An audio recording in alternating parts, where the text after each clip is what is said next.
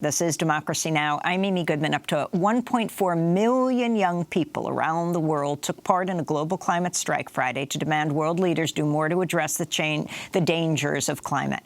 Strikes were reported in 125 countries. The mass protests were sparked by 16-year-old Swedish climate activist Greta Thunberg, who skips school every Friday to sit outside the Swedish parliament to demand leaders act on climate. On Friday, Greta spoke at her rally in Stockholm, Sweden. The last time I checked, there were over 123 countries where there were going to be strikes today, and 2,052 places, cities. Greta Thunberg was just nominated for a Nobel Peace Prize. Here in New York, students held a climate strike rally outside City Hall.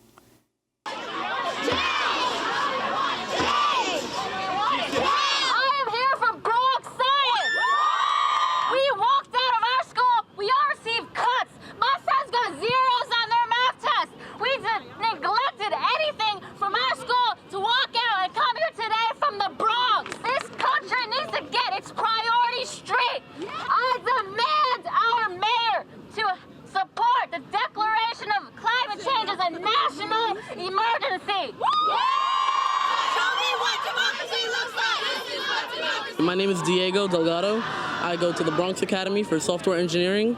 The reason I came here with my flag of Puerto Rico is because I wanted to show support for the island. I want to show support for the rest of the Caribbean because it's a very low-lying area that needs to have support put onto it because the oceans are rising very quickly, and these are very susceptible to that, as well as the fact that Hurricane Maria hit Puerto Rico and other islands in 2017.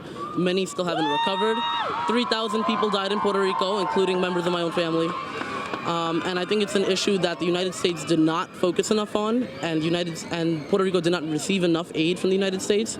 So it just goes to show that climate change is killing people already, and the U.S. has complete inaction on it. Zoe, and I go to the Brooklyn Free School. My sign says fracking no, because fracking is wrong and there's nothing good about it. And it like causes earthquakes, it pollutes the water around it, so people and animals can die. It's horrible. When our planet's under attack, what do we do? Don't fight back. When our planet's under attack, what do we do?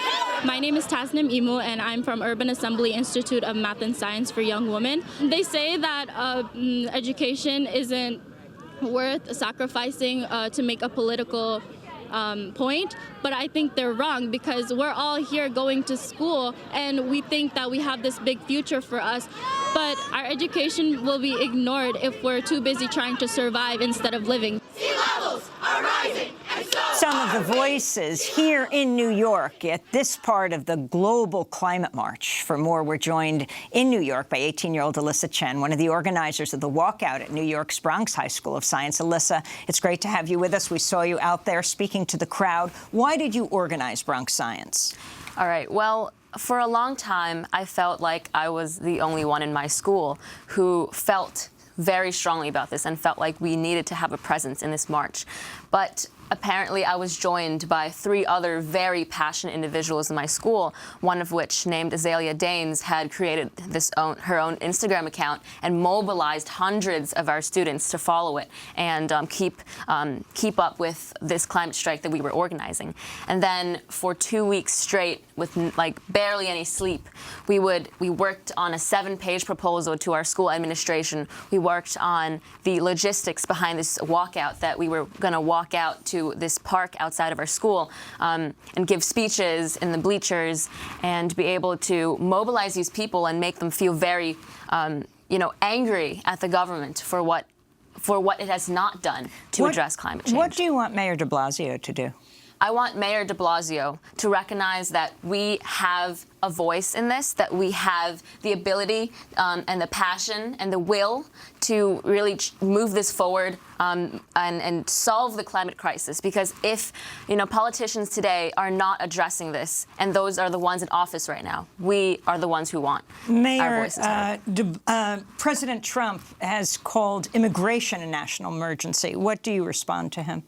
I respond to him that climate change is the real demanding existential issue of today, not to ignore immigration, not to devalue the issue, but I think he's drawing the attention away from the biggest elephant in the room, from what our country as the second highest polluter in the world. Do you think climate change is a national emergency? Yes. I thoroughly believe so, and I believe that scientists across the nation and the world also agree with me. Alysa Chen, I want to thank you for being with us, 18-year-old senior at Bronx High School of Science. I'm Amy Goodman. Thanks so much for joining us.